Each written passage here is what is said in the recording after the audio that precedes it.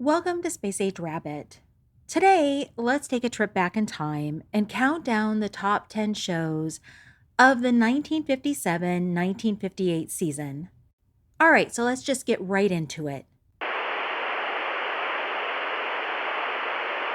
At number 10, You Bet Your Life. You Bet Your Life was hosted by the quick witted Groucho Marx. Each episode featured everyday contestants paired up and ready to answer questions for cash. The show featured a secret word, which was a random word revealed to the audience before the game started. And if a contestant happened to say it during the game, a toy duck would drop down from the ceiling with a cash bonus. In my opinion, Groucho's one liners, playful banter, and funny quips were the real stars of the show. I love those old Marx Brother movies, and Groucho had a knack for turning even the simplest conversation into a comical moment. You Bet Your Life aired on NBC on Thursday nights at 8 p.m. Eastern. Mr. Christensen and Miss Gabriel, would you come in, please? Meet Groucho Marx.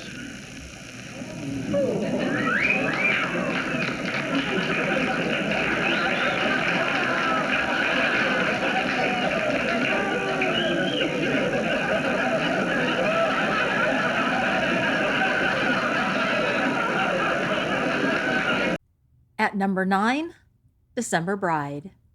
December Bride starred Spring Byington as Lily Ruskin, a charming widow who was pretty popular with the older crowd, making her something of a December bride, a term that hinted at finding love later in life.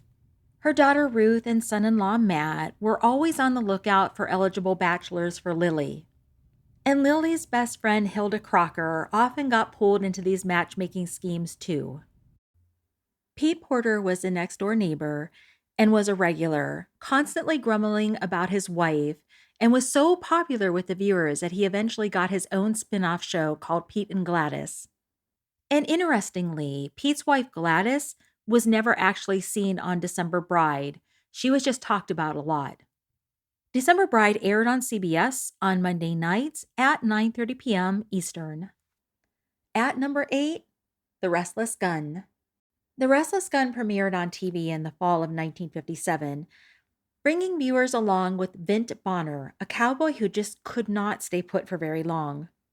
Played by John Payne, Vint was a wandering gunslinger, drifting through the post Civil War Southwest, always on the lookout for his next adventure. Even though Vint was a skilled marksman, he was more of a thinker than a fighter, preferring to talk his way out of trouble whenever he could. And unfortunately, in the Wild West, that wasn't always an option. The Restless Gun aired on NBC on Monday nights at 8 p.m. Eastern. Old Spice means quality, said the captain to the boatswain. So ask for the package with the ship that sails the ocean. Yo-ho, yo-ho. At number 7, General Electric Theater. General Electric Theater was a TV anthology series hosted by none other than Ronald Reagan, long before he got into politics. Viewers tuned in to see top notch stories, from dramas and comedies to mysteries and even a few westerns, all featuring some of Hollywood's biggest stars. General Electric Theater aired on CBS on Sunday nights at 9 p.m. Eastern. See the exciting new 1957 General Electric filter flow washer and matching GE dryer at your General Electric dealers. At number 6, The Life and Legend of Wyatt Earp. The Life and Legend of Wyatt Earp followed Wyatt Earp, played by Hugh O'Brien, as he made his way in the American frontier, working as a lawman. The show wasn't just about catching outlaws, although there were plenty of outlaws to catch, but it also dug into Wyatt's personal life and how he balanced law and order with the realities of the Wild West. And an interesting thing about this show is how it blended real historical figures like Bat Masterson and Doc Holliday with fictional stories that kept viewers entertained. The Life and Legend of Wyatt Earp aired on ABC on Tuesday nights at 8:30 p.m. Eastern. At number 5, I've Got a Secret. I've Got a Secret was a primetime game show where each episode featured guests who had a secret. It was usually something unusual, surprising, or funny. And the four celebrity panelists took turns asking yes or no questions to try to figure out what the secret was. The guest secret was displayed on the screen for the audience to see at home, so everyone was in on the secret. If the panelists couldn't guess the secret, the guests would win a cash prize. I've Got a Secret was known for its lighthearted tone, thanks in a large part to host Gary Moore, who guided the panelists and guests through the game with a warm, easygoing style. I've Got a Secret aired on CBS on Wednesday nights at 9:30 p.m. Eastern. At number 4, Have Gun Will Travel. Have Gun Will Travel starred Richard Boone as Paladin, a gentleman gunslinger who wasn't your typical rough and tumble cowboy. He was well spoken, educated, a West Point man, and he lived in a fancy San Francisco hotel called the Hotel Carlton. Instead of drifting aimlessly around the Wild West, Paladin operated more like a high priced troubleshooter, offering his services as a gun for hire. His calling card had a chest knight symbol with the line Have Gun Will Travel, Wire Paladin San Francisco.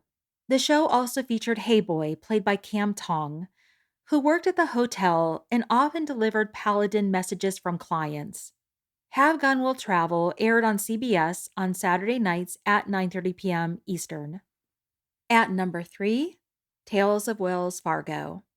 Tales of Wells Fargo starred Dale Robertson as Jim Hardy, a Wells Fargo agent who took on just about every challenge the Old West could throw at him. While Jim Hardy was a fictional character, the show drew inspiration from the real-life adventures of Wells Fargo detective Fred J. Dodge. Jim rode from one town to another, handling everything from stagecoach robberies to disputes over mining claims.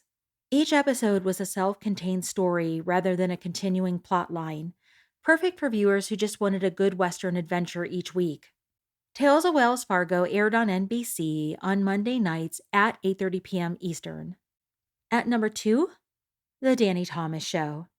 The Danny Thomas Show had been going strong since 1953, and viewers tuned in to watch Danny Williams, played by Danny Thomas, juggle family life and his career as a nightclub singer.